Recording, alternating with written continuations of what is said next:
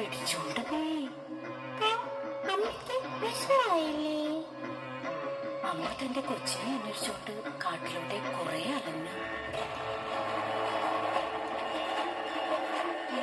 നിങ്ങളെന്റെ മോളെ കണ്ടോ? കൊറേ മുടിയൊക്കെ ഉണ്ട്. ആയ മുടിയൊക്കെ ആയിട്ട് വെള്ള ഉടുപ്പൊക്കെ ഇട്ടിട്ട് ചന്തുള്ളത്.